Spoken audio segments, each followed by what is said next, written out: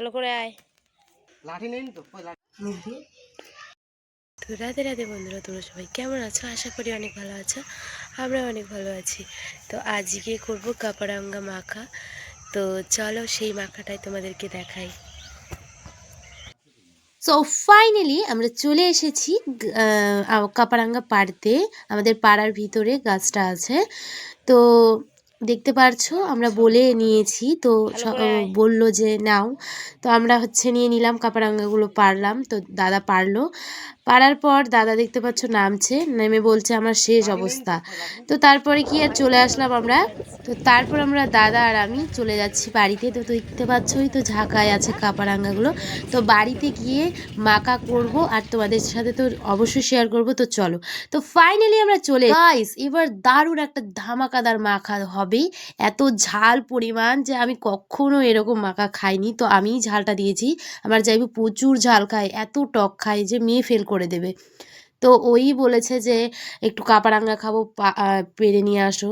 যাইবু আমার সব আবদার পূর্ণ করায়, যাইবুর একটু কাপারাঙ্গা খাবে সেই আবদারটুকু পূর্ণ করব না, তা কখনো হয়? তো চলে গেলাম কাপারাঙ্গা পারতে, আর চলে এসে আমি মাখাটা করলাম। তো দেখতে পারছো যাইবু কিছুটা হেল্প করলো।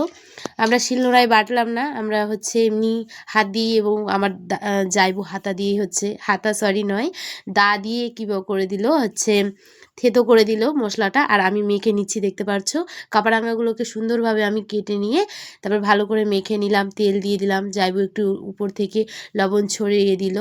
তো দেখতে পারছো আর আমি মেখে চেকে নিলাম। তো মাখার পর ফাইনাল লুকটা একবার দেখো, জাস্ট ওয়াও। তো তারপরে আমি চলে গেলাম আমার কাকিমার কাছে দিতে।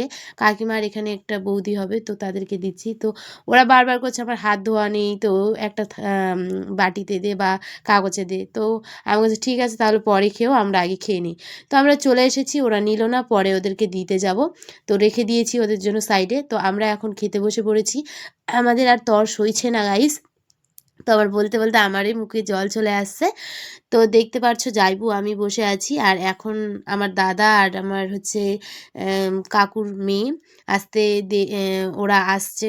হয়তো ফাইনালি ওরাও চলে আসছে, দেখো দেখবে ওরাও ফাইনালি চলে আসবে। তো এখন আমি একটু খেয়ে নিই, দেখো।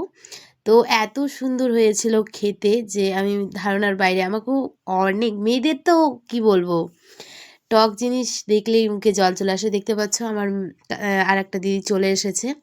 তো এগুলো খাওয়া দাওয়ার পর ফাইনালি আমরা খেতে বসে পড়ি। মা করেছিলেন খিচুড়ি, আর জায়বুদের জন্য মাছের ঝোল আর ভাত করেছিলেন।